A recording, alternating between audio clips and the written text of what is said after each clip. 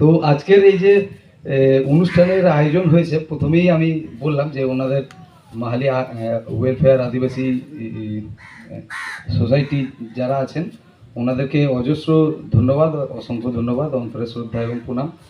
কারণ এত সুন্দর একটা প্রোগ্রামকে আয়োজন করার জন্য, এবং সত্যি আমাদের আদিবাসীদের যে ইস্যুগুলো এগুলো তুলে ধরার অন্য কেউ নেই। আমাদের আদিবাসীদের কথা আমাদের আদিবাসীদেরকেই তুলতে হবে। আমাদের গুরুগঙ্কের কথা আমি প্রায় প্রত্যেকটা জায়গাতেই বলি যে আমার ওড়াগ লাগি আমার দুয়ের লাগি অকয় হবাই যাবে আমগেম জেলমে।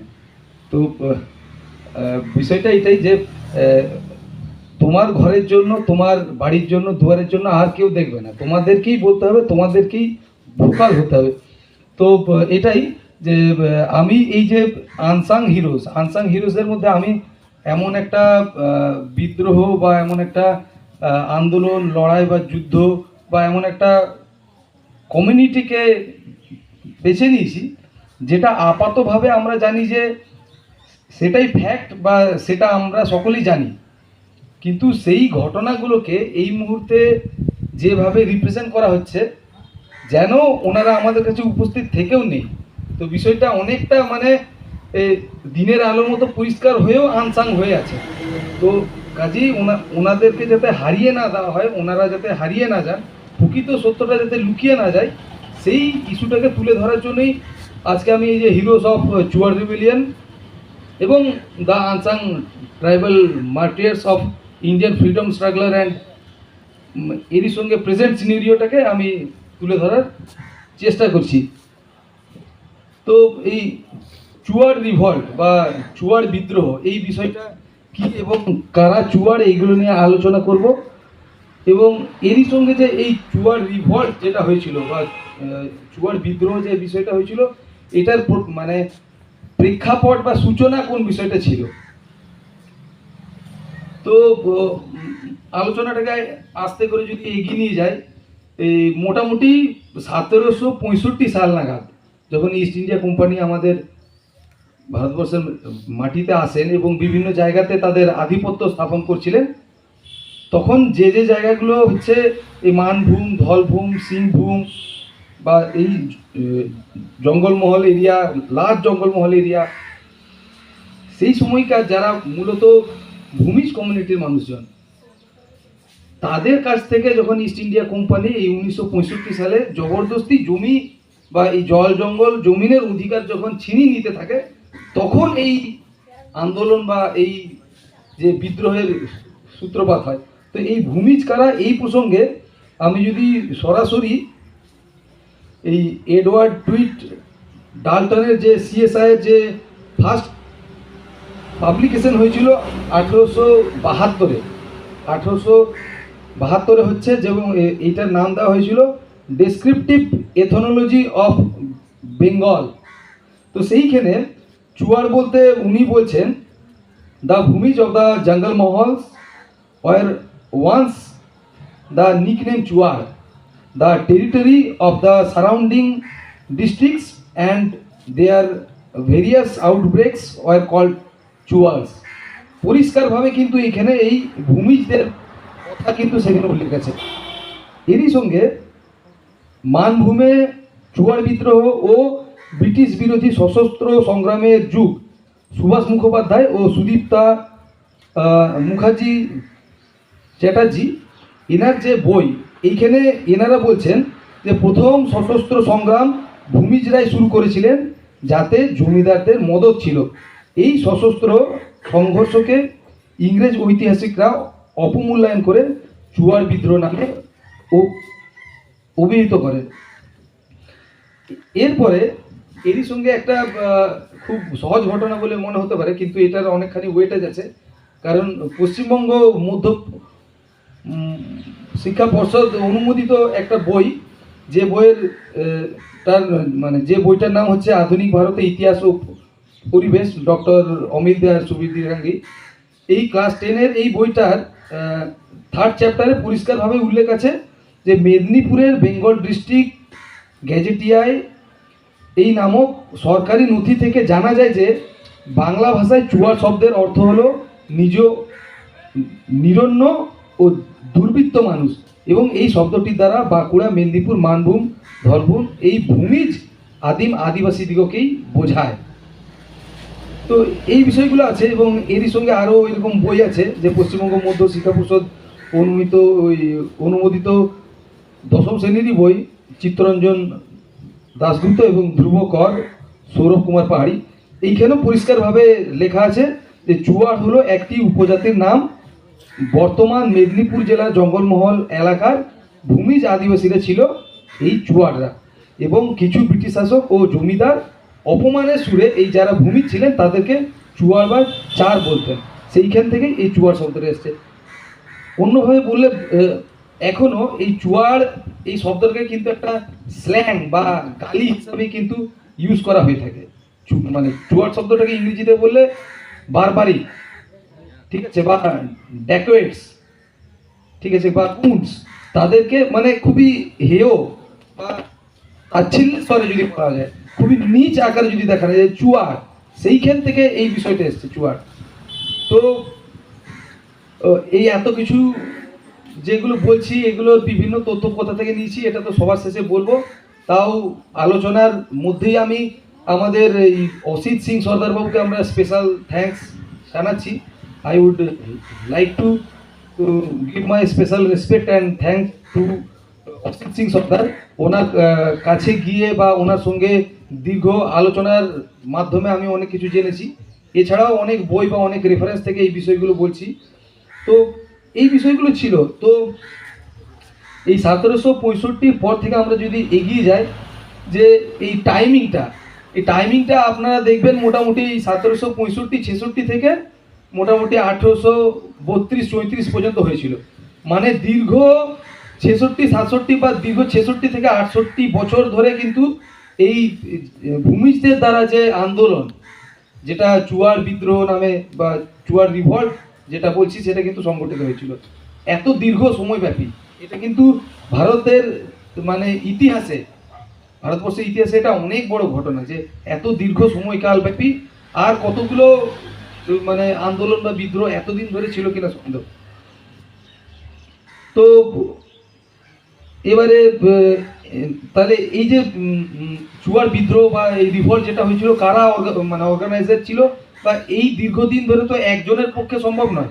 68 বছর ধরে তো বিদ্রোহ এবং ইংরেজদের মতো দোর্দণ্ড প্রতাপ মানে স্রুট যারা এত অ্যাডভান্স কমিউনিটি, যাদের হাতে গুলিগোলা ছিল, বন্দুক ছিল, কামান ছিল, তাদের বিরুদ্ধে তো এতদিন ধরে মানে লড়াই চালিয়ে যাওয়া সম্ভব ছিল না।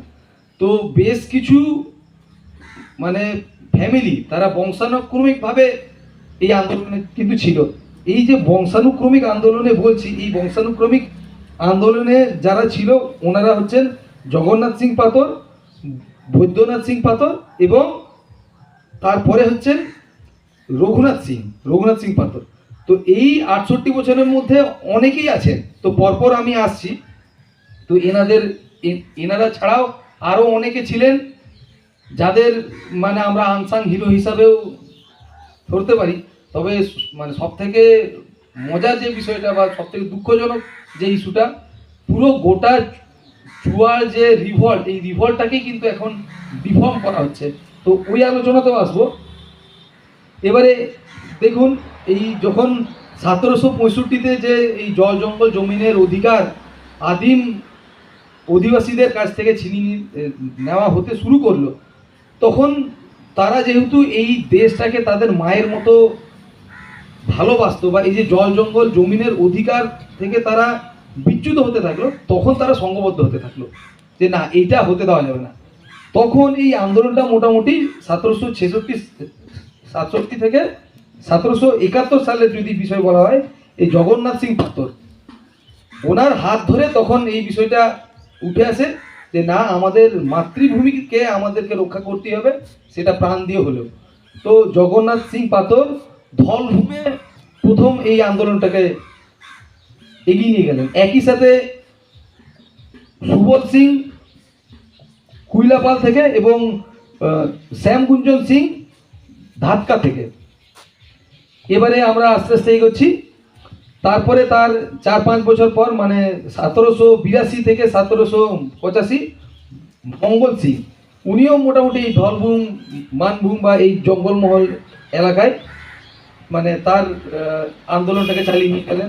এবং এরপরে হচ্ছে তারও আহ, কয়েক বছর পরে 1798 থেকে 1799 সালে চুয়ার বিদ্রোহটা আরেকবার চরম আকারে মাথাচাড়া দিয়ে উঠলো। তখন যারা নেতৃত্ব দিলেন দুর্জন সিং, বিভিন্ন গ্রন্থ বা বিভিন্ন বইতে আপনারা দেখবেন যে চুয়ার বিদ্রোহ বলতে দুর্জন সিংকে বোঝায়। আমি যে তিনজনের নাম বললাম ওই তিনজন ছাড়া এনাকে বোঝায়। কারণ ওই অবস্থায় উনি ইংরেজদের যে অবস্থাটা করেছিলেন বা যে এই আন্দোলনটাকে যে উচ্চতায় নিয়ে গেছিলেন, ওই সমগ্র যে ওই 68 বছরের যে লড়াইয়ের দীর্ঘ ইতিহাস, তার মধ্যে এই মানে 1798-99 ওই দুর্জন সিংয়ের দ্বারা যে আন্দোলনটা উঠেছিল সেটা সব থেকে পিক আওয়ার ছিল বা সব থেকে তার মানে এফেক্টটা সব থেকে গাঢ় ছিল। তো ওই সময় দুর্জন সিং, লাল সিং এবং মোহন সিং এনারা ওই যে চুয়ার বিদ্রোহ বলছি ওই বিদ্রোহটাকে লিড দিয়েছিলেন এবং আন্দোলনটাকে অত্যন্ত একটা মানে রক্তক্ষয়ী জায়গায়, একটা ভয়ঙ্কর জায়গাতে নিয়ে গেছিলেন। এবং এরই সমান্তরালে যে মানে আমরা জানি যে আজ থেকে 100 বছর আগে বা স্বাধীনতা যখন আমরা ভারতবর্ষ লাভ করে তখন মহিলাদের এগিয়ে নিয়ে যাওয়া, মহিলাদের ভাগিদারি মানে খুব কম দেখি। কিন্তু ওই ট্রাইবাল আমাদের সমাজে যেহেতু নারী পুরুষদের সেই ডিভিশনটা সেইভাবে নেই, ওই অবস্থাতেও কিন্তু ওই 1799-এও মহিলাদের বা ওমেনের ভাগিদারি কিন্তু ছিল। এবং রানী শিরোমণি ওই সময় এই কর্ণাগড় বা মেদিনীপুর বা বাহাদেবপুর, শালবনী এই সমস্ত জায়গাতে চুয়ার বিদ্রোহের কিন্তু উনি নেতৃত্ব দিয়েছিলেন। এটা একটা অনেক বড় মানে স্কোপ আমাদের মহিলা যারা আনসাং হিরো আছেন ওনাদেরকে রেজ করার জন্য বা প্রেস করার জন্য। এরপরে আমরা দেখি যখন আন্দোলনটা আরেকটুখানি এগিয়ে যাচ্ছে এবং প্রত্যেকটা জায়গাতে আন্দোলন হচ্ছে, ইংরেজদের সঙ্গে রক্তক্ষয়ী আন্দোলন হচ্ছে এবং নির্মমভাবে হত্যা করা হচ্ছে, গুলি করা হচ্ছে এবং গ্রামবাসীদেরকে ভয় খাওয়ানোর জন্য হচ্ছে সেই যে ডেড বডিগুলোকে গাছে ঝুলিয়ে রাখা হতো যাতে সাধারণ মানুষের মনের মধ্যে ভয় আসে। কিন্তু আদিবাসীরা যেহেতু তাদের দেশকে মায়ের সমান ভালোবাসে, কাজেই মৃত্যুকে উপেক্ষা করে কিন্তু তারা আন্দোলন করে গেছেন। এরপরে 1809 এবং 1810 বৈদ্যনাথ সিং, যার কথা আমি বললাম যে জগন্নাথ সিং এর যে হচ্ছে ছেলে, যে বৈদ্যনাথ সিং তখন মানে লড়াইয়ের আঙ্গিভারটা তখন নিচ্ছেন। এই বৈদ্যনাথ সিং 1809 1810 এবং তারপরে বৈদ্যনাথ সিং এর পুত্র মানে হচ্ছে জগন্নাথ সিং পাতর, যার হাত ধরে ফার্স্ট শুরু হয়েছিল ওই 1766-67-তে, তার পৌত্র মানে তার নাতি ওই 1832 থেকে 1833 রঘুনাথ সিং এবং গঙ্গানারায়ণ সিং, ওনাদের নেতৃত্বে একটা চূড়ান্ত আন্দোলন হয়। এবং তারপরে যেহেতু আমাদের আমাদের কাছে যে অস্ত্র ঢাল, তরোয়াল বা বর্ষা, তীর, ধনুক, টাঙি ইত্যাদি দিয়ে আমরা নিজেদের মতো করে, এবং বেশ কিছু ক্ষেত্রে আপনারা গল্পতে পড়ে থাকবেন বাটুল মানে এক ধরনের গুলটি, এইটা দিয়েও মানে মানুষ হত্যা করতে বা ইংরেজদেরকে ওনারা জব্দ করেছিলেন। তো আমি তাহলে যে বিষয়টা এলাম, এখানে কিছু ছবি ছিল, এটা যদি আপনাদেরকে দেখানো যেত তাহলে খুব ভালো হতো, বড় কোনো স্ক্রিন যদি থাকতো। তো এই বিষয়গুলো এলো। তো এইটা মানে এই যে বিষয়গুলো আমি বললাম, আমি বেশ কিছু বই যে বিষয়গুলো থেকে আমি পড়েছি বা আমি তো আপনাদের কাছে অসিত সিং সর্দারের কৃতজ্ঞতা স্বীকার করলাম। এরই সঙ্গে যে বইগুলো এখানে উল্লেখ আছে সেই বইগুলো আমি বলে দিই, যে বইগুলো থেকে আমি তথ্য সংগ্রহ করেছি বা যে বিষয়গুলো বললাম। একটা হচ্ছে প্রথমেই আপনাদেরকে পড়ে শুনিয়েছিলাম যে descriptive ethnology of Bengal by Edward Tuite Dalton CSI, যেটার ফার্স্ট পাবলিকেশন হয়েছিল 1872-তে। তারপরে হচ্ছে Adivasi resistance in early colonial India, the sod rebellion of 1799, এরই সঙ্গে দ্য ভূমিজ রিভল্ট 1823-33 জগদীশ চন্দ্র ঝা এবং forwarded by doctor Ram Soren Sharma, এবং চুয়ার ডিস্টারবেন্স বাই অমৃতা সেনগুপ্তা। এছাড়া যে রেফারেন্স নিয়েছি JC Price, notes on the history of Midnapore volume 1 and edited by doctor Kamal Kumar Kundu, এবং West Bengal district gazetteers Midnapore by LSSO Malley ethnology. এছাড়া যে ইতিহাসের বইগুলো বললাম ওগুলো তো আপনাদের সামনেই বললাম। এবারে এই বিষয়গুলো হচ্ছে যে বিষয়গুলো এই অসিত সিং সর্দার বা যে তথ্য থেকে যে বিষয়গুলো বললাম এগুলো তো অলরেডি এতগুলো বইয়ে আছে। তো এই আনসাং হিরোতে হঠাৎ করে আমি চুয়ার বিদ্রোহ নিয়ে কেন আমি বলছি, এইখানে হচ্ছে আসল প্রশ্নটা। যে অলরেডি তো যেগুলো আছে সেগুলো তো আছেই। আমি মোটামুটি আটটা 10টা বই বা যে যিনি হচ্ছেন এই অসিত সিং সর্দার যে চুয়ার বিদ্রোহ নিয়ে অনেক লেখাপড়া করেছেন, ওনার কাছে গিয়ে ওনার কাছ থেকে বিভিন্ন তথ্য নিয়ে আলোচনা করে তারপরে যে যে জিনিসগুলো জি স্টার্টে উঠে এসছে সেইখানে আমি বলছি। তো যেটা এত ওয়েল এস্টাবলিশ একটা আন্দোলন, যেটা দীর্ঘ 68 বছর ধরে হয়েছিল, তো সেই আন্দোলনকে আজকের দিনের মতো যে আনসাং হিরোতে কেন তুললাম? তো এইখানে যে গুরুত্বপূর্ণ বিষয় সেই বিষয়টা হচ্ছে এই চুয়াড় বিদ্রোহটাকেই ডিফর্ম করা হচ্ছে। এবং সেইটা শুধুমাত্র ওয়েস্ট বেঙ্গল গভর্নমেন্ট নয়, যে কোনো ধরনের হচ্ছে রুলিং এবং যারা অপোজিশন, যারা পলিটিক্যাল পার্টিস যারা আছে লিডার্স, তারাও করছেন। এবং আমাদের যেটা নেইবার যেটা স্টেট, সেই নেইবার স্টেটের চিফ মিনিস্টারও করছেন। এইটার জন্যই হচ্ছে আজকের যে এই যে হেডলাইন আদিবাসী আনসাং হিরোজ, এই আনসাং হিরোজে এই চুয়ার বিদ্রোহ এবং রঘুনাথ সিং পাতর এইখানে ইম্পর্টেন্ট। এবং এই চুয়ার বিদ্রোহের মধ্যে আরো অনেক লিডার্স আছেন যাদেরকে আপনারা কোনো রকমের ইতিহাসের বইতে পাবেন না। যেমন মানভূমে সেই সেই যে 10 ইয়ার বা পিরিয়ডটা বললাম, মানভূমে লড়াই করেছিলেন মধু সিং, জুড়িয়াতে ছিলেন মোহন সিং, তারপর হচ্ছে পাঞ্চেতে লড়াই করেছিলেন মঙ্গল সিং, তারপরে হচ্ছে সেই মুহূর্তে সেই জায়গাতেই আন্দোলন করেছিলেন সুন্দর নারায়ণ সিং, ফতেহ সিং, অঞ্চল সিং। এইরকম এইরকম এই নামগুলো কিন্তু আপনারা পাবেন, যেগুলো সাধারণভাবে আপনারা যে সেগুলো সাধারণভাবে কিন্তু আপনারা ইতিহাস আমরা যে সিলেবাসের মধ্যে পড়ি এই নামগুলো কিন্তু আপনাদের কমন নয়। যদি কমন থাকে আমি আলোচনার মধ্যে আসবো, আপনারা বলবেন যে হ্যাঁ আপনারা শুনেছিলেন। এই নামগুলো বা এই যে আদিবাসীদের দ্বারা যে আন্দোলন, এগুলো কিন্তু ভুলিয়ে দেওয়া হচ্ছে।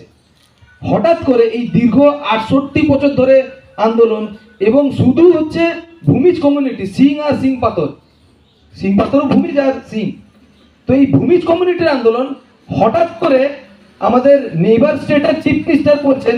এই স্টেটের চিফ মিনিস্টার বিভিন্ন স্যাংশন করে দিচ্ছেন যে এই চুয়ার বিদ্রোহ করেছেন রঘুনাথ মাহাতো। 20 থেকে 30টা নাম আমি বললাম, সব হচ্ছে সিং আর সিং পাথর। হঠাৎ করে উদ্ভব হয়ে গেল রঘুনাথ মাহাতো। তো যখনই রঘুনাথ মাহাতো হচ্ছে, তো যখনই এই রঘুনাথ সিং পাথরকে রঘুনাথ মাহাতো করা হচ্ছে, শুধু রঘুনাথ মাহাতো করা হচ্ছে না, গোটা বিষয়টাকে বলা হচ্ছে চুয়ার বিদ্রোহ সংগঠিত হয়েছিল কিনা ক্ষত্রিয় কর্মীদের দ্বারা। ইতিহাসটাকে বিকৃত করা হচ্ছে। বর্তমানে আমাদের এই পশ্চিমবঙ্গ রাজ্যে এবং পশ্চিমবঙ্গ রাজ্যের বাইরেও বিভিন্ন পড়শি রাজ্যে রাস্তার নাম, হাসপাতালের নাম, ইউনিভার্সিটির নাম, কলেজের নাম, বিভিন্ন ক্লাবের নাম, বাস স্ট্যান্ডের নাম, এগুলো কিন্তু রঘুনাথ মাহাতোর নামে করা হচ্ছে, যেগুলো সম্পূর্ণরূপে হচ্ছে আনএথিক্যাল এবং আনলফুল অ্যাক্টিভিটি। এবং সব থেকে মজাদার বিষয়, ভারতবর্ষের সমগ্র হিস্টোরিয়ান এবং যারা ইতিহাসবিদ আছেন সবাই মুখে কুলু পেটে বসে আছেন। আমাদের ভারতবর্ষ তো এত বড় দেশ, এতগুলো ইউনিভার্সিটি, তার মধ্যে এত এত মানে অভিজ্ঞ এবং বিজ্ঞ যারা ইতিহাসবিদ যারা আছেন, ইতিহাসের প্রফেসর যারা আছেন, এই বিষয়ে একটা কথাও কিন্তু বলছেন না। আমাদের ইতিহাস তাকেই ভুলিয়ে দেওয়া হচ্ছে। দীর্ঘ 68 বছরের ইতিহাসের মধ্যে হঠাৎ করে বলছেন যে এই 1832-1833 সালে চুয়ার বিদ্রোহ হচ্ছে ক্ষত্রিয় কুর্মীদের দ্বারা সংগঠিত হয়েছিল এবং তার নেতা হলেন নাকি রঘুনাথ মাহাতো। আদিবাসীদের উপর অন্যায় হচ্ছে, আদিবাসীদের উপর অত্যাচার হচ্ছে। তো আমাকে এর যারা ইনভাইটেড স্পিকার ছিলেন বা যিনি আমাদের ডক্টর কালাচাঁদ মাহালি কি নোটে বললেন যে বর্তমানে এই ফেক এসটি নিয়েও আমাদের লড়াই চলছে। বর্তমানে এইভাবে কিন্তু আদিবাসীদের যে কনস্টিটিউশনাল যে রাইট, সেই রাইটটাকে হরণ করে নেওয়ার কিন্তু একটা মাধ্যম দেখা যাচ্ছে। যে কেউ হচ্ছে ট্রাইবাল কমিউনিটিতে অন্তর্ভুক্ত হওয়ার জন্য লিগ্যাল ওয়েতে বা যেটা কনস্টিটিউশনাল ওয়েতে আন্দোলন করতেই পারেন, তাতে কোনো ধরনের কোনো আপত্তি নেই, যে কেউ করতে পারেন। কিন্তু এই বিষয়টাকে এইভাবে ট্যাগিয়ে দেওয়া যে আদিবাসীদের ইতিহাস বিকৃতির মাধ্যমে আদিবাসী তালিকায় অন্তর্ভুক্ত হওয়া, এইখানে আপত্তি আছে। কোনো বিশেষ কমিউনিটির মধ্যে যদি ট্রাইবাল হওয়ার গুণ থাকে, তাহলে ওনারা সাংবিধানিক ওয়েতে বা কনস্টিটিউশনাল যা ওয়ে আছে বা যা প্রসিডিওর আছে, সেই প্রসিডিওর মেনেই ওনারা এসটি তালিকায় আসবেন। কিন্তু তাই বলে কোনো আঞ্চলিক রীতিকে নিজেদের রীতি বলে বা চুয়ার বিদ্রোহ, ভূমিজদের দ্বারা সংগঠিত যে দীর্ঘ রিভল্ট বা আন্দোলন, সেটাকে নিজেদের বলে ওনারা এসটি তালিকায় আসবেন, এইখানে কিন্তু একটা আপত্তি জায়গা আছে। তো আজকের যে সেমিনার, সেই সেমিনারের এই যে প্রেজেন্ট সিনারিওতে আমার মনে হয়েছে যে চুয়ার বিদ্রোহ নিয়েকে মানে চুয়ার বিদ্রোহ সম্পর্কে বলাটা অত্যন্ত গুরুত্বপূর্ণ। কারণ বিষয়টা আছে অথচ নেই। আমরা খুব মানে ইন্টারেস্টিং একটা মুভি দেখেছিলাম, নো ওয়ান কিল্ড জেসিকা। 300 জনের উপস্থিতিতে একজন মার্ডার হলো, কিন্তু কোর্ট বলছে যে না, কেউ তাকে মার্ডার করেনি। সিনেমার অংশ। তো বর্তমানে সেই একই ধরনের ওই নাটকীয়তা ঘটে চলেছে আদিবাসীদের সঙ্গে। দীর্ঘ 68 বছরের ইতিহাস এবং 3 প্রজন্ম ধরে, এবং লাকিলি যাকে ওনারা ধরছেন এই রঘুনাথ সিং পাতর, রঘুনাথ সিং পাতরের বাবা ছিলেন বৈদ্যনাথ সিং, যিনি হচ্ছেন 1809-1810 সালে আন্দোলনটাকে পিক আওয়ারে তুলেছিলেন, এবং জগন্নাথ সিং পাতর ওনারও বাবা, মানে এই রঘুনাথ সিংয়ের দাদু, উনি এটাকে শুরু করেছিলেন। কিন্তু কিভাবে এটা হতে পারে, কিভাবে এটা হতে পারে? এবং দুঃখের কথা যে কোনো ধরনের সেমিনারেও এইগুলো বলা হচ্ছে না, এই ইস্যু নিয়ে কোনো কথা বলা হচ্ছে না, এবং শুধুমাত্র মানে গণতন্ত্র এবং ভোট পলিটিক্সটাকে পাখির চোখ করে যে যা বলছে সেটাকেই অন্ধের মতো মেনে নেওয়া হচ্ছে। তো এতগুলো বইয়ের লেখনী এবং এতদিন আগে লেখনী, যখন ইংরেজরা ছিলেন তখন তো যে আন্দোলনগুলো হতো সেগুলো তো নোট ডাউন করে রাখা হতো, তো সেগুলো নোট ডাউন করে তো আছে।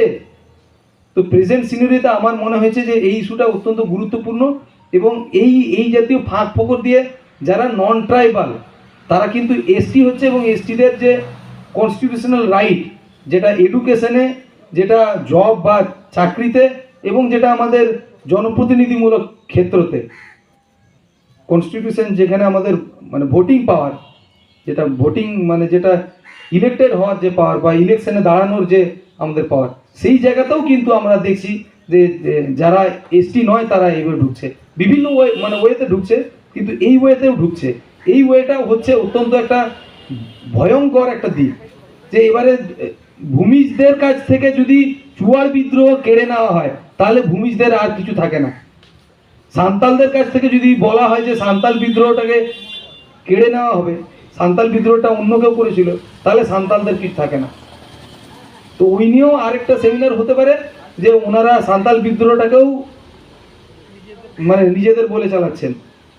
বলছেন চানকু মাহাতো প্রথম সান্তাল মানে হুলের আহ্বান করেছিলেন। তো কোথা থেকে চানকু মাহাতো আসছেন, আপনারা অনেক স্কলার, অনেক প্রফেসর, জ্ঞানী গুণীজন আছেন, তো ওই আলোচনাটা আলাদা।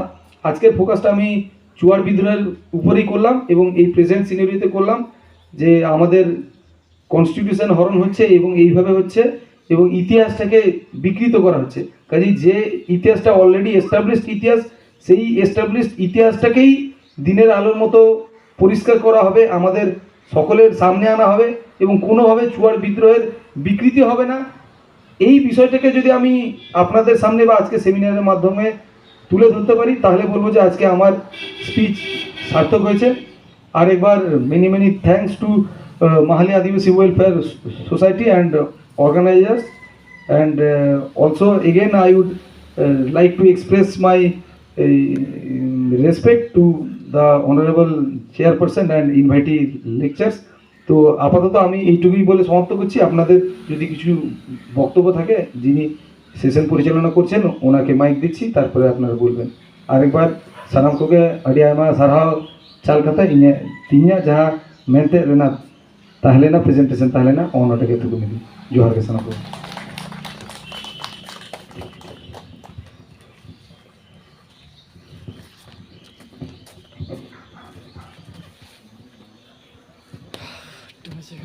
Thank you, Professor.